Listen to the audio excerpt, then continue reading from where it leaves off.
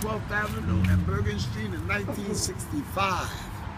9 o'clock in the morning in the wintertime. Because some people forget that you know, that you're real people, man. Some people out here. I come from realness, and what I was put in touch with real. You know why? Because my family didn't play. I come from a big family. My great grandmother had 10 kids. She was a slave. Her daughter had 10 kids right after her. I was in the tradition of mom.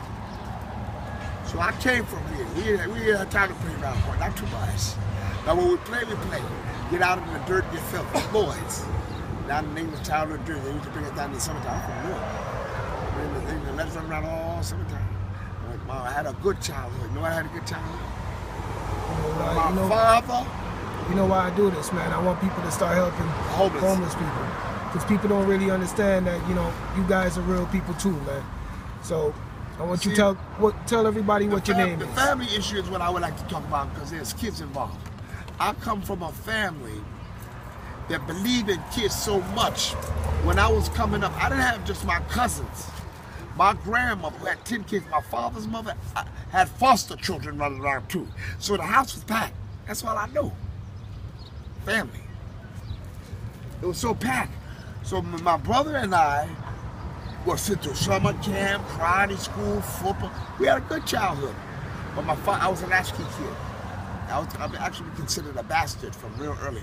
My father might have been born out of wedlock. And then my father had to go off and do what he had to do. Oldest, you know. So I know family, I know the twists and turns. Now this is a particular interest I want to mention. Some people think that I'm strung out on dope or alcohol. I go to Alcoholics Anonymous. I never really drank too much. I tried it and I can't stand it. I got no tolerance. My family drank like fish. These are old-fashioned, old-school instances before. I can't. Yeah, some of my family are older than Alcoholics Anonymous. So these issues of alcohol are bootleg, old-school, bathtub gin issues of prohibition and slavery and all that stuff. So that's where I come from, old school. And my grandmother had to give up Valentine ale and cool cigarettes when I was about 11 or 12 or 13. So I saw her stop. She was the oldest of her mother's 10 kids, and then she had her 10 kids, and then she started having foster children. She gave the Valentine up because she knew what that alcohol would do to her family. Alcohol is terrible. When's the last time you seen your brother? My brother's in Florida where my mom come from.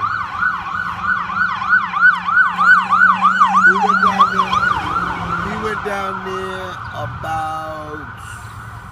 about 6 months since I've been out here. He left out here around February when my mother's birthday came. My mother's actual death. My mother died in February. Her birthday is December. So we saw her birthday together. And then January I was evicted. And then February he left. So it's been February since I seen him. February. And it's true. And you say you got 8 kids, bro? I got about 8 kids. I don't know all of them. I haven't seen all of them. But you know when a father know where he come from and what he did and what it is. Yeah. And then baby mama have an issue. How long you been on the streets? I've been on the streets on and off, over and I have a problem with homelessness. I'm on Social Security since I'm 22, I'm 51. My homelessness issue is like recidivism. I've never been to prison, but I have a recidivism when it comes out of homelessness. I keep revisiting homelessness. Now, people, the public housing or subsidized housing or supportive housing, not so much boarding. I've lived in boarding homes and shelter system. They have their rules. Now, for some reason, I know I gotta abide by the rules of how, but sometimes I do and sometimes I don't, and whoop-de-whoop-de-whoop, just like any other human being. But I keep revisiting homelessness, which is terrible. Sometimes I have the idea that I need to get off of Social Security and get a full-time job at least for at least 15 years and get used to getting up in the morning and supporting my own household for at least 15 solid years. What it is to work and live in a solid situation for 15 years, which in reality, to be honest to you, talk about homelessness and helping homeless, the only situation I know about living for 15 years solid was when I was a young man to young adulthood, then I got on Social Security. I got on Social Security as soon as I became a man. So I have no bearing on what it is to hold out a full-time job, pay market rate rent, and so on and so forth. I have a very little strange and odd life. I got married on Social Security. I had Section 8. The marriage lasted a year, then it ended in murder, tragedy. She was strangled to death. So we all have our story. So, but I'm glad you're making this point and filming this for the education of those and those that may be able to help the homeless, because I'm really considering what I'm going to have to do in order to break the cycle of homelessness, if nothing for a good 10 or 15 years.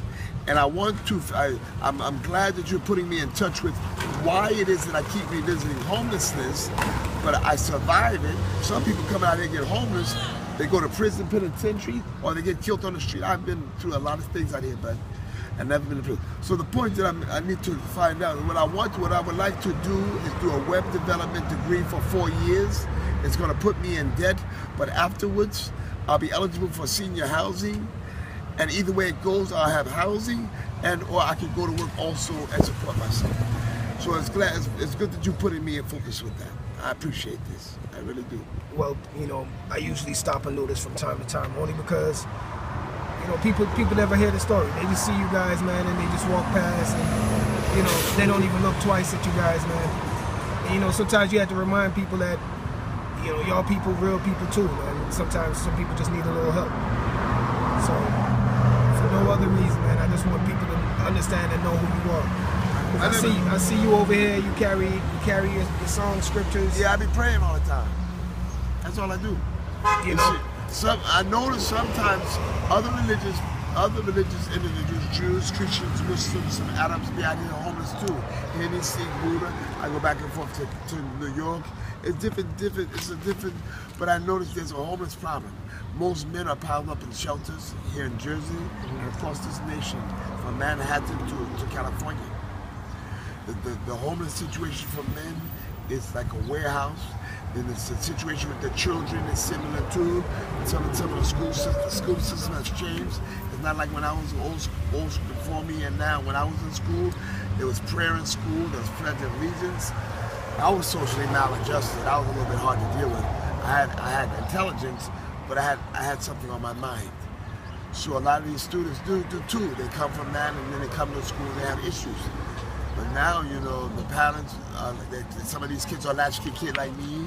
They have issues. They don't have parents to be home when they get there. A lot of different situations I relate to, and a lot of them I don't have any idea what some of the people are going through. Some are younger than me, I have no idea what they're going through. Some are my age, I don't know what they've gone through. And some are older than me, I have no idea. What I want you to do, man, if you can, if you don't mind, I want you to tell the people what your name is. My name is Sean Wiley. All right, Sean. It was nice to meet you, Sean. And I hope a lot of people take heed to this and listen. I'm gonna give you some cash, my brother. $2 charge. You know what I mean? And God bless you, man. I hope you find yourself off of here, man, because around here in Newark, off of South Orange Ave, it's rough over here, bro. Not only that, wherever you go and you are in the elements, you are, brother, I've been in California where men stand on the food line, the soup kitchen, and if you get too close, they haul off and hit you in your jaw. Like that. I've been through that. And that's real talk. Over here, too, yeah, I'm trying to